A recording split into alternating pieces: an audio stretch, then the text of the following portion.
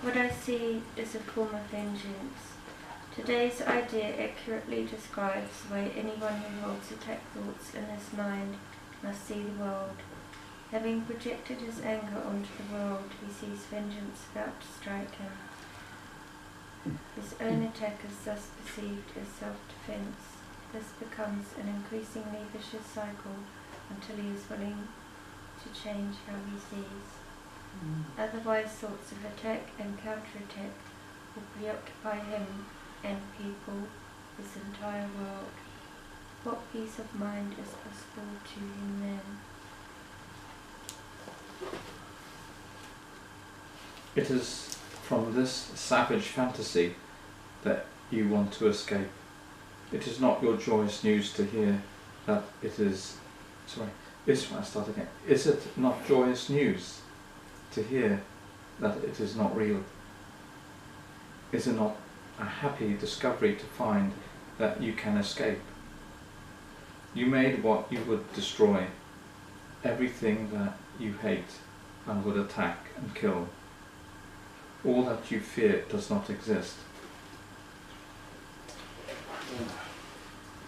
Look at the world about you at least 5 times today for at least a minute each time as your eyes move slowly from one object to another, from one body to another. Say to yourself, I see only the perishable. I see nothing that will last. What I see is not real. What I see is a form of vengeance. At the end of each practice period, ask yourself, what is the world I really want to see? The answer is surely obvious. Thank you. Yeah, we'll stop there for today. Yeah, that's one lesson, and we'll start that in a moment. Yeah, it is. I think well, every lesson is beautiful once you get what it's saying. We're on lesson 22. What I see is a form of vengeance. Okay. Just when people do me harm and wrong and that sort of thing, it's the way I react. Well, yeah. How I see it, interpret it as well. Yes, yeah, absolutely. How you interpret it, the meaning you give to it. For me, as soon as the ego is born, this is my view, as soon as the ego is born, there's like a me, and as soon as there's a me, there's other people, and the ego is based on fear and control. So quite often one has to, if there's a me, then people need to behave a certain way, I need to control things in a certain way for the needs of the I, ego, that's born. So it's like you live in a world of vengeance then. It's like people not behaving, so it's like you're living in a vengeful world where the world is attacking you. It seems like people are doing all the wrong things and the world is not always going your way. So it's like you're in a world of like anger or vengeance. It's like a world of retaliation. Yeah, I've got to retaliate. They've done me wrong. And yeah, exactly. I'm the victim. That's right. Play the victim role. That's right. And as it says, then you have to retaliate back, because you're in this world of retaliation and you need to retaliate back. But all of this occurs when, this for me exists when an I is born and separation occurs at the same instant. So now it's like there's a me and there's others, and a world of vengeance is born, and you need to have vengeance back because things are not going the way you should. So then the lesson goes on to look about you and say, look about you randomly at the objects you see and say, I see only what is perishable. I see only what is perishable. Again, this is linking into form, you see, and is linking into time. There are two major conceptual constructs of the ego. So, like I'm a form, which I'm a body, I'm a form which is going to die, and I'm seeing other forms out there which are perishable. So it is a very fearful world. If my body is me, and other bodies are not behaving the way, but they're also, the ones I like are going to perish, and my body's going to perish, and it's a world of perish. It's going to be a very fearful place. So it's saying, my ego is seeing the perishable. In the chair, I see a perishable chair. I see a perishable kettle. One day, that kettle will deteriorate to dust. So it's also perishable. I see my leg. My leg is perishable. My hand is perishable. That's true. I see nothing that will last. Of course, that's why I'm saying that. So my hand will not last. That chair will not last. You know, that plant is not going to last. You know, I see a physical body in front of me. That won't last. Sorry. But what I see is not real. These are can be quite confrontational in the beginning, but what I see is not real. Well, for me, you see, the Course is saying that what we all perceive, what we all think is real is not real. And what is really real is that what we recognize or experience when we let go of all the things that we think are real. So it is very confrontational in the beginning. But sorry, can I just say something? The other day I watched this program, this neuroscientist, I think it was, and it was so fascinating. It was really what he was saying, and I was kind of half asleep, and I thought I just got glued to it. I really want to listen to it again because it's just it was very much, you know. Actually, he was saying that our mind creates this reality. This came from a neuroscientist that he spent the last 20 years, you know, kind of looking at the mind and, you know, the brain as well, and how the brain operates. And he said it's actually, you know, that actually we construct this world. Everything is, and I thought, oh my God, that is so amazing to hear this from a neuroscientist. You know, he spent 20 years looking on the brain. He said, just read the book. We just construct things. And I thought, this is absolutely, wow, this is absolutely coming from somebody, you know, who spent, you know, 20 years, his lifetime, looking at the brain to say that actually our brain creates all this. yes. And it was kind of, it was very interesting. It was one thing that he did say that I thought was absolutely mind-boggling. He looked at prisoners that spent many months in isolation, and what they discovered, total darkness. They kind of really, you know, spent, you know, in total darkness, pitch dark kind of place. And what he, you know, and he was saying a few people that he was interviewing that actually they said, you know, they try to fantasize, they try to, you know, how the, you know, life and, you know, images from out there. And after a while, they just, not only they could, you know, imagine it, but they could see the images in the darkness. In that place, they could actually see it. It's not just in the imagination. And I thought, my God, this is so, it's so incredible. And just I thought, it's so very much, really, you know, about, you know, the courses that we construct this, you know, this world. And I thought, I was fascinated hearing this neuroscientist saying this, actually. So it's lovely. Yeah, I was just kind of, I think I need to watch it again because I thought I was so, you know, then I need to watch this because it's just kind of, I found it fascinating coming from somebody like, so. Yeah, no, that's lovely, yeah. Eventually, one day, the scientists will agree with the Course, I think. I think so. Some of them do. Some of them still do, probably yes. The strong atheists are finding it difficult, but yeah, I mean, there have been good scientists all along throughout history, and there are those who have sort of denied it. One of them was, I almost wrote about it in my book, you know, the difference between Einstein and Heisenberg.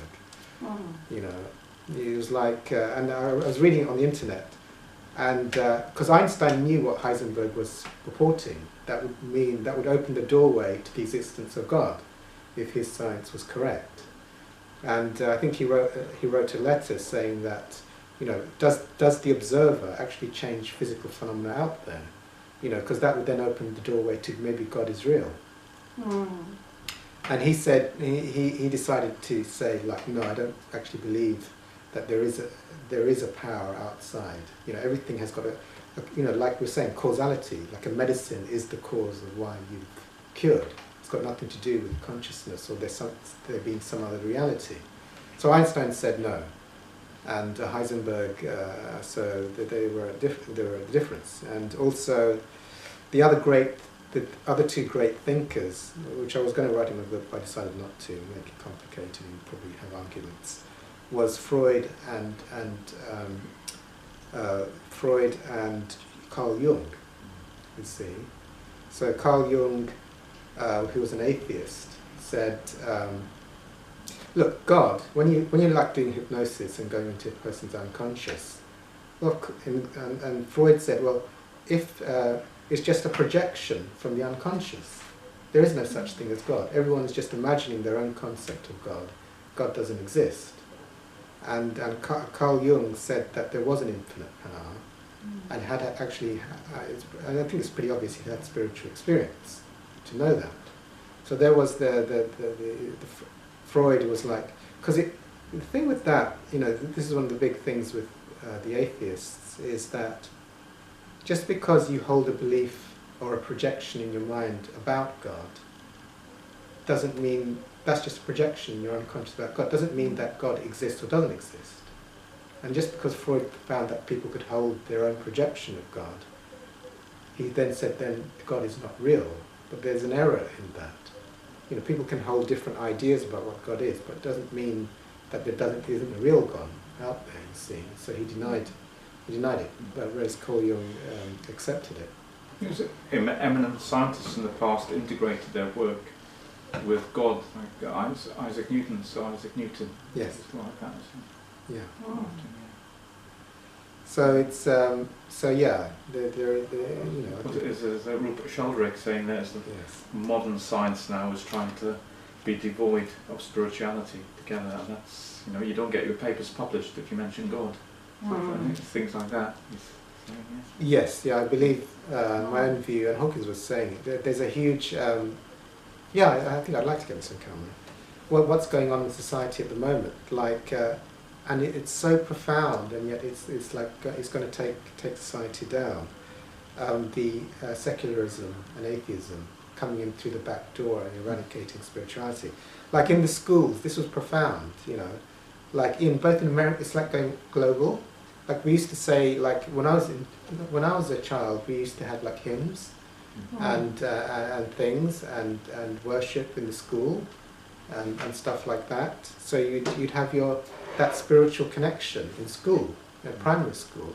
And I think I was heard in America, they would say grace or say something like that. That would be like regular for all of society. And now through the back door, it's like it's been banned. You see, we don't do it. It's like it's secular now. You're not allowed to use the word God or anything. So it's like all of the young generation now are like the atheists are like trying to take God out of everything. You know, it can't be mentioned. Everyone's allowed to have what they want, but you can't say religion. It's not. What Hawkins said was, so it's becoming like eradicated from society. So that the new generation are like, don't have any grounding in spirituality, meaning that the ego is everything. There is no power outside of the ego. That's basically what's allowed in.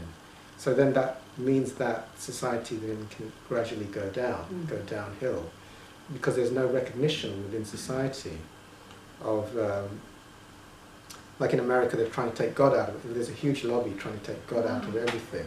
I'm surprised because Americans, you know, the vast majority, they're quite religious, really. I'm surprised that they're trying to do. Yeah, Hawkins said like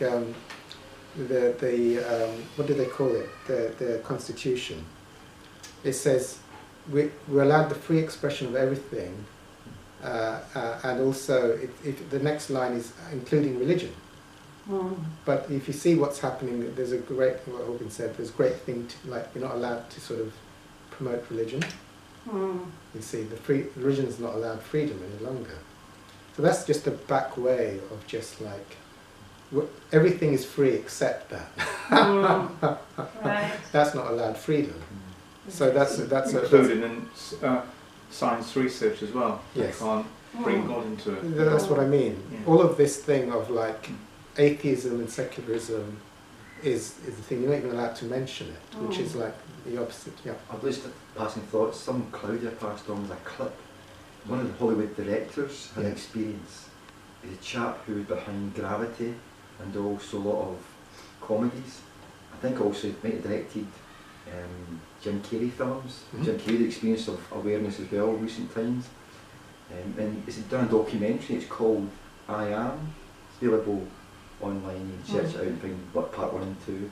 And the ship's about to hit the fan. And being a documentary maker, he's blended very skillfully the idea about this wider connectedness Yes. and the wider impact we have on each other, and how even the thinkers on evolutionary terms, they're focused on one part of that tale, Yes. but there's not more evidence for the other parts. It's a very scientific documentary, but we with a human story in a way which is more skillful than anything I've ever seen before. Wow. So I'd recommend. What is it What called? do you- It's called I Am. I This is am. nice. What is it? Can you say It's a that because your documentary. accent is Sorry. strong? What is it? The gist of the. The gist is it blends it breaks down the belief of taking God out of everything Oh, by putting it back in, saying God is in everything, Yes. and here's some evidence behind it, both from a scientific way and also an observation of nature, but taking alternative stories of that. And I'm sure I could forward on the Yeah. Yeah, the yeah. clip and you may pass it round the members if What's that the would name? help. The name? It's the called director? I Am, the director. Okay. If you look up the director of Gravity, Director It'll pop of up. Gravity, okay. then put in him documentary and that pops up. Okay, okay. So you okay. can find it's really, really useful Yeah. and just backs up the points you're making. What's just kind of I've realised, we become, I know, just around Christmas time in my work, somebody was putting up, around our desks, Christmas, the Christmas, Christmas decorations, like the yeah. Christmas decorations. And it was kind of really mad. Somebody, a member of one of the groups said, "Oh, we're not allowed actually to do Yeah, the yeah, Christmas that's what's going on, decoration." And I said, "Why not?" And she said, apparently, just in case other offended, people yeah, are offended. And I just thought, what? I nearly said, I thought, my God, I'm going to be taken to HR here, as I Exactly, that's said. what's I happening. nearly went, well, if they're offended, then you better go to another country. If you're offended, I'm sorry, go to another country because it's Christmas. What's wrong Well, with that? that's been ruled, I the nearly, old I didn't society's say done this anything way, because yeah. I thought I'm going to be in trouble, but it's a stupid thing that you're offended. How can you escape Christmas in London? No, it's starting to happen. I mean, no, this is true. I read the Metro. I picked up the Metro a while back, and I read the article, and it said like the church on Christmas Day or something wanted to advertise in the cinemas, and they said no. Oh, right. They said no because they didn't want anything religious on their thing. In the cinemas, yeah. So it's like a whole global thing. And if you say religion or God, it's like you're offending. So for me, that's the down slope Yeah, of yeah. negativity, which is very, very dangerous. All the young generation not allowed to say God. It's the atheists. The atheists are behind it, and we're going to take God and anything of a higher power out of society. So it becomes a fringe thing, and the fringe is basically like what's being said. You have to sort of mention it in a way where you're not mentioning it. Yeah. So it's like I am or universal consciousness. That's why Mooji's quite clever. Yes. He doesn't use the word God, and because God is being like a banned word, and religion is being like a banned thing, which shouldn't be said for the general masses. I would also say though, because of my background, I couldn't take the traditional Christian message I'd had and accepted Yes. and enjoyed Yes. because of things that creeped in, ego-based reaction towards things.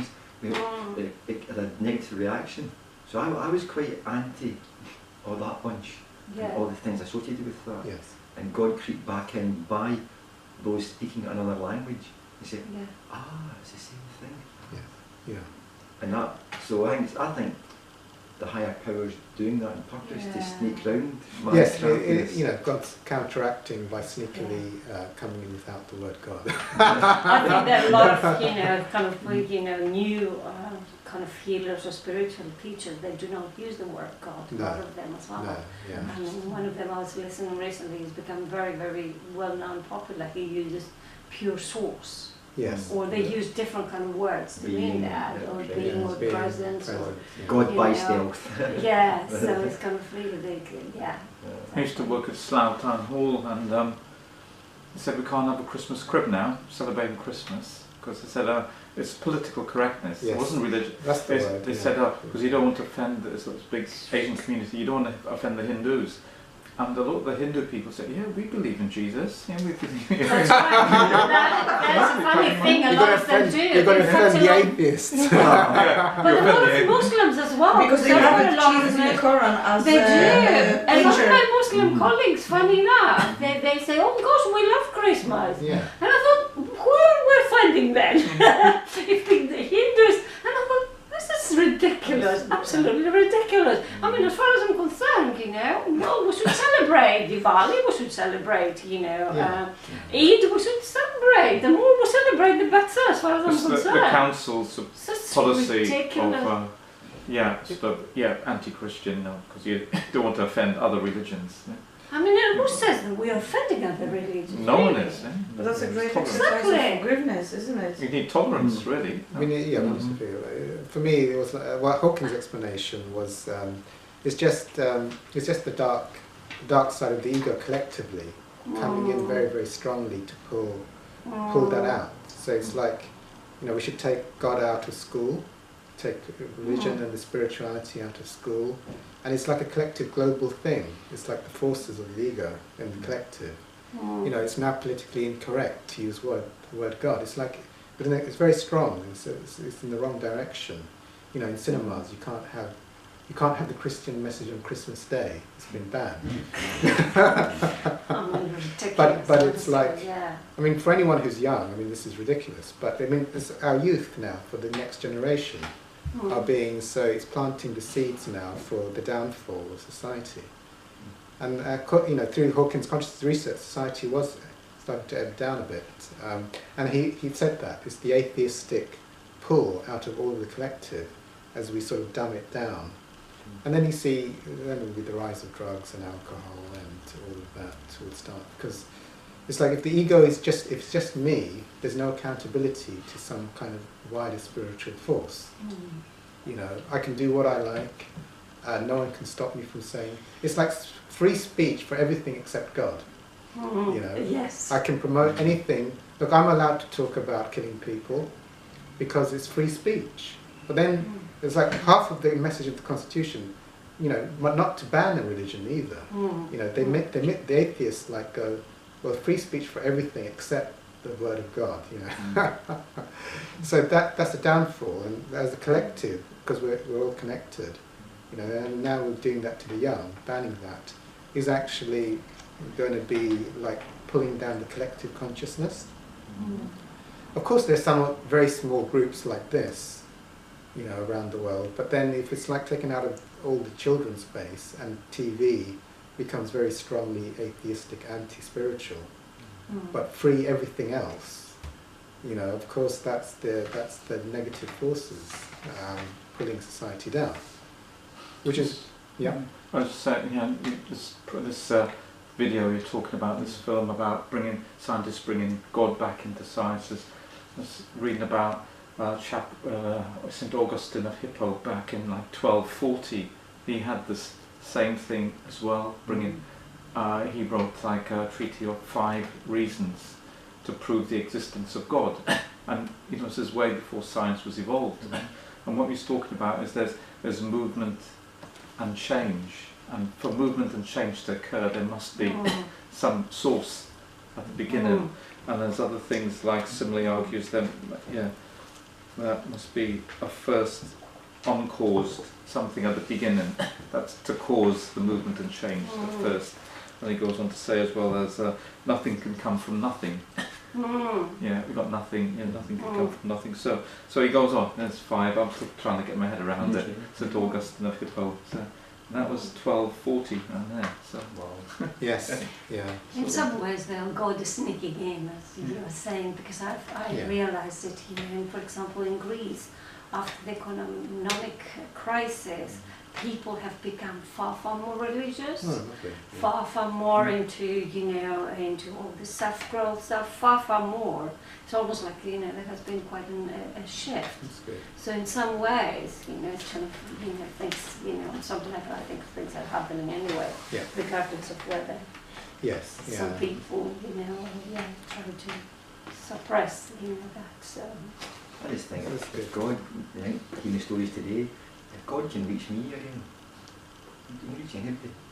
You can. Yeah. That's really it. Yeah. A year ago, I had no idea, no chance, not going to happen. Wow, I can't believe it, can't believe it. That's what it does. In different ways, and the more stories you start hearing of people, you think, you know, this God's quite busy, quite active. And obviously there's those giving time and effort, and that's all part of it as well, towards dedicating. There's I guess people with spiritual gifts as well, as teacher or preacher, whatever genre they are. So full power to it. Absolutely, yeah. Okay, so we'll do this, let's do this lesson then. What I see is not real. What I see is a form of vengeance. Is this the world I really want to see? I was supposed to finish off with that. But, well, I don't want to see, you know, for me, is this it's like it's a confront to the ego.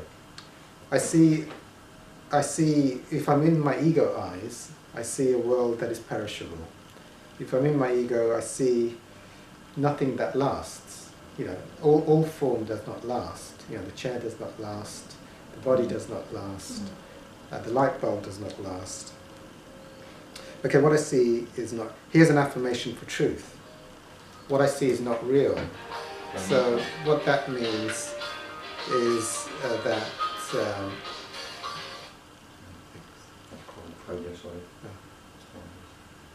what I see is not real. So that for me is an affirmation of the truth. If I'm seeing anything that's in the world of separation, it's not real. So what I see is a form of vengeance. I mean, if I'm seeing form or separation or duality, then what I'll be seeing is a form of vengeance. Yeah, the last thing of what do I want to see? It's not like I want to create an image in my head. I want to have a recognition of what is here beyond time and beyond location and beyond form. So what is the world that I want to see? For me, that's like an invocation. Help me have a spiritual experience, not like a mental construct. For me, the difference between, like, the Course, I believe, uses perception and vision.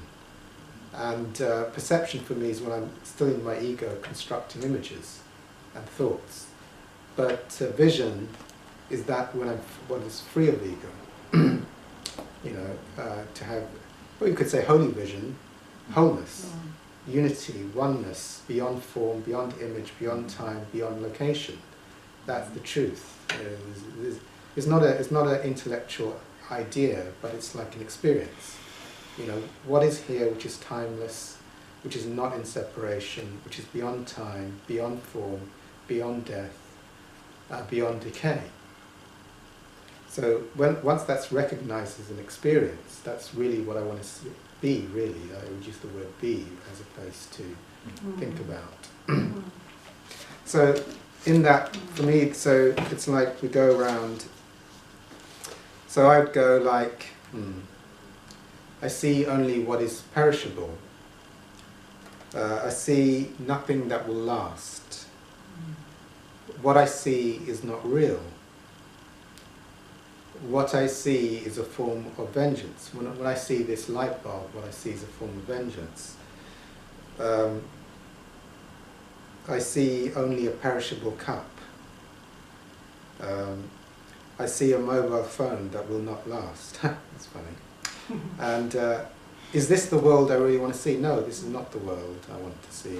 I want to recognize the truth. And so that's how I do it. So that's me. That's how I do the lesson. I mean, it goes dovetail with self-inquiry. Yes. I mean, it's at the level of self-inquiry. Yes. It's not, for me, it's like, I mean, the Course is like usually more dumb than that, in the sense that it says forgiveness is real, pretend forgiveness is real. And then right at the end it says actually there's nothing to forgive. So like you use forgiveness as a conduit within the illusion, but ultimately when you experience the truth there is nothing to forgive. Whereas this lesson is like going for the jugular, I think. Because people might, this lesson, they might find it difficult when it says that everything you see is not real. Yeah, nothing. That is, Mm. of course, I could see it. It is real. Yeah. Yes, you could have a direct. At the level, I mean, that would be going perfectly with self-inquiry, Yeah. because you're straight away saying, you know, you're not that. That's not even. You're not the body. Because you're not the senses. You're not any image. Because all of those are perceived objects. So you're that beyond all objects, beyond all time, beyond all location, beyond all form. So you go straight for it. So it goes hand in hand. That's advanced level. That's an advanced level. That's an advanced recognition, yeah. And for anyone who's heavily into my thoughts are real, and what I see with my thoughts are real, that's can be confrontational. The fast way with self-inquiry is to get the faster you get the experience, then it all makes sense. Once you get the spiritual experience, so self-inquiry, like I had the white light spiritual experience. The white light spiritual experience for me was it was like a glimpse of what you'd experience if you didn't have an ego. That's how I take the experience. So it's like all that indulgence in thinking is like it brings me into this collective, and the sense of an I, and that I'm a body, and that there are other bodies, and all of this is real. But for me, it's like, compared to the truth, this is like an illusory, shadowy world, you know, of this and that, of time, of fear, of I'm a body in a world of other bodies. So it's a great thing of fear and separation. But as you start to unhook from your thoughts and belief systems, you know, you get transported. And for me, the Course is saying that is the truth and this is the illusion. You know, but for 99.99%, this world of duality, and I'm a body in a world of other bodies, and I see a real cup, is reality. And, you know, white light spiritual experiences, or peace and unity and oneness beyond separation, is like a dream. It's not even a dream. It's not real. So they say the opposite, because that's right.